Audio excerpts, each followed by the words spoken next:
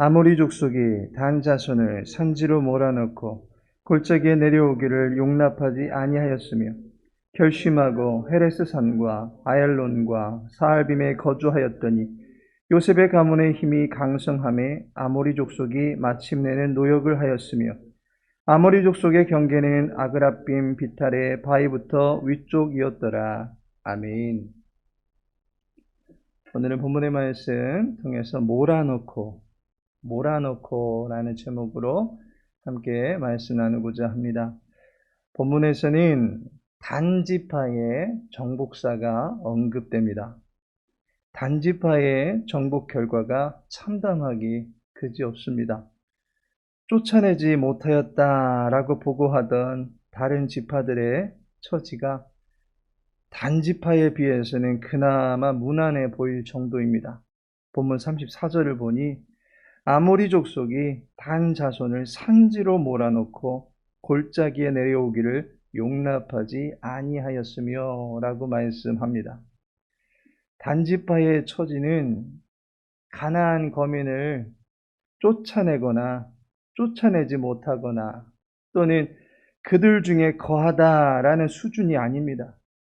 도리어 아모리인들이 몰아넣는 기세에 눌려서 약속의 땅에서 쫓겨나는 처지가 되었습니다. 몰아넣다라는 말은 멀리 내몰리게 된 상태만을 말하지 않습니다.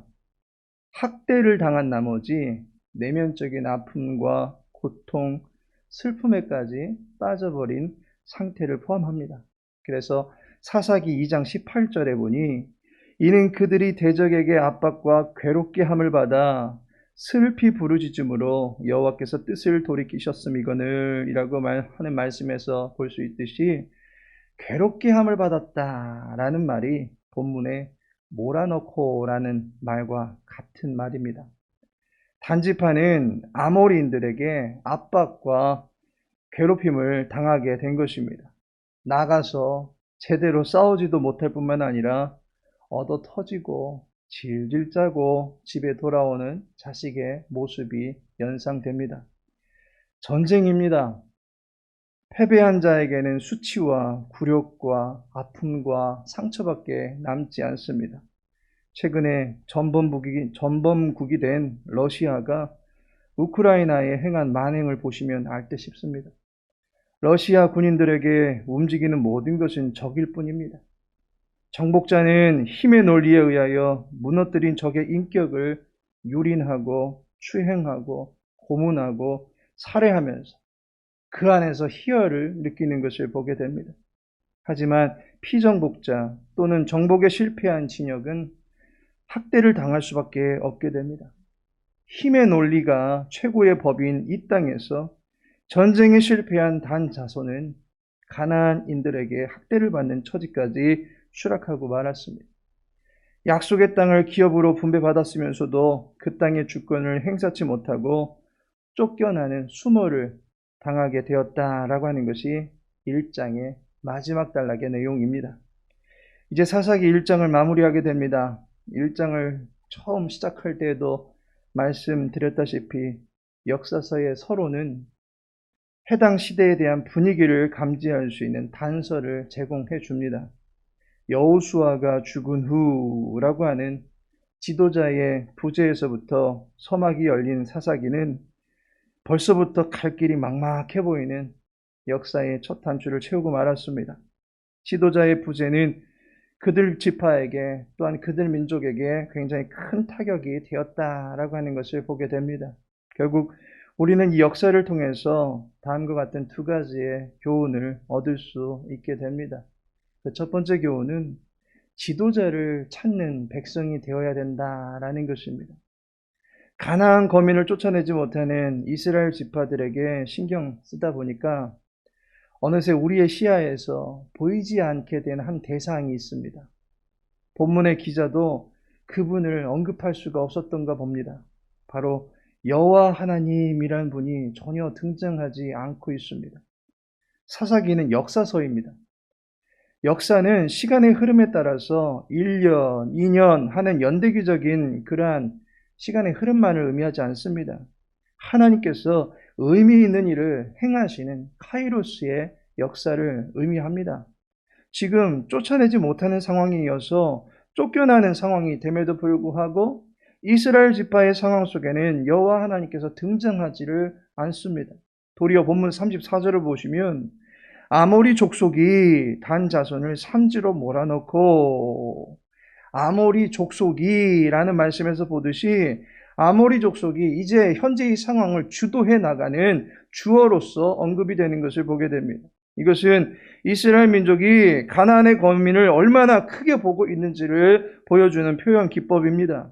적어도 이 앞부분까지는 여호와께서 함께 하시는 이스라엘 지파가 주어의 위치에서 상황을 전개해 나가고 있었습니다. 그런데 단 자손으로 들어서면 단 자손이 어떻게 행했다라고 말하지를 못합니다. 아모리 족속이 단 자손을 어떻게 대했다라는 식으로 언급되고 있습니다. 여호와를 잊어버리니 역사의 주체 사상도 잊어버리는 것입니다.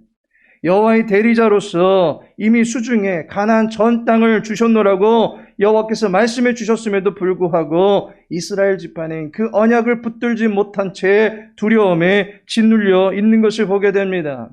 성도의 인생에 말씀을 붙들지 않는다면 무슨 논리로, 무슨 가치관으로, 무슨 생각으로 살아갈 수 있겠습니까? 성도의 주인은 여호와 하나님이십니다.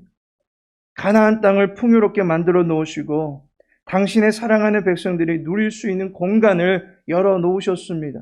이제 이 땅에서 여호와 하나님의 함께 하심을 믿으며 살아가면서 왕같은 제사장 역할을 감당하면 되는 것입니다. 그런데 여호와의 능력보다 가나안 거민들의 머릿수가 더 눈에 들어옵니다. 그들이 가진 철병거가 더 신경 쓰입니다. 그들의 생활 노하우가 더 유용하게 여겨지고 그들의 종교 생활이 크게 신경 쓰지 않아도 되겠다 싶을 정도로 느슨하게 대합니다. 여호와 하나님을 느끼지 못하고 부르지 못하고 구하지 않을 때 성도는 녹슬어버리는 자동차가 될 뿐입니다. 더 이상 굴러가지 못하는 고철덩어리에 불과해질 뿐입니다. 이 땅은 여호와의 나라입니다. 이스라엘은 여호와의 백성입니다. 이곳에서 행하는 일은 여호와의 심판이고 여호와께서 이루고자 하시는 정화 작업입니다. 이때 여호와를 우선되이 여기며 여호와를 찾는 사람만이 가라, 내가 저들을 너의 손에 이미 붙였노라 라는 말씀을 들을 수 있게 되는 것입니다. 사사기 1장 2절에 여호와께서 이르시되 유다가 올라갈지니라, 보라 내가 이 땅을 그의 손에 넘겨주었노라 하시니라 라고 말씀합니다. 여호와를 구하고 여호와를 찾던 유다 지파에게 주신 말씀입니다. 여호와께서는 답을 갖고 계십니다. 그리고 답을 찾는 이들에게 능력을 부어주실 수 있는 분이십니다. 행할 바를 알게 해주시는 분이십니다. 성도의 지도자는 여호와 하나님이십니다. 여호와를 찾고 구할 수 있는 복된 시간 되기를 소망합니다. 두 번째로는 끝까지 순종하는 종이 되어야 된다라는 교훈을 갖게 됩니다. 순종은 끝까지 하는 것입니다. 요한계시록 2장 10절에 보면 네가 죽도록 충성하라 라고 말씀하고 있습니다. 여호와는 우리의 생명을 부르신 것입니다. 우리의 목숨을 요구하십니다. 우리는 생명 걸고 순종하는 것이 필요합니다. 그런데 오늘 본문 35절을 보면 결심하고 헤레스산과 아얄론과 사알빔에 거주하였더니 요셉의 가문의 힘이 강성함에 아모리 족속이 마침내는 노역을 하였으며 라고 말씀합니다. 단 자손이 아모리 사람들의 강성함에 못 이겨서 제자리를 잡지 못하고 있습니다. 그런데 요셉이 와서는 아모리 족속을 제압하여 준 것입니다. 그도 그럴 것이 요셉 지파라고 하는 것은 므낫세와 에브라임 지파를 말합니다. 두 지파를 합쳐서 요셉 지파라고 말합니다.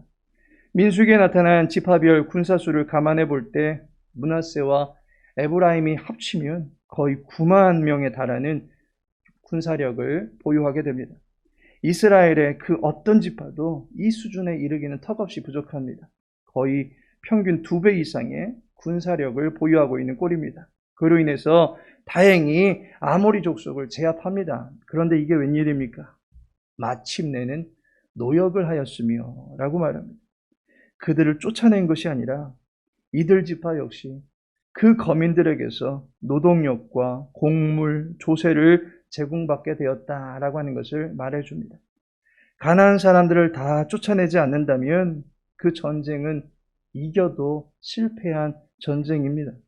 하나님의 말씀을 따라 죄악의 찢기들까지도 모조리 버리지 않은 채 어설프게 남겨둔 죄악의 잔재는 다시금 이스라엘을 유혹하고 악한 삶에 대해서 무감각해지게 만들고 그 모든 것들을 일상적이게 만들어 버릴 뿐입니다. 심지어 그것을 즐기며 살아가도록 만들 뿐입니다. 이스라엘이 내쫓지 않은 채 노역을 빌미로 가나안 거민들과 함께했다라고 하는 것은 하나님의 말씀에 끝까지 순종하지 않은 것입니다. 도마뱀은 꼬리가 잡히면 얼마든지 자기 꼬리를 잘라내고 도망쳐서 생명을 보존하는 능력이 있습니다. 죄도 마찬가지입니다.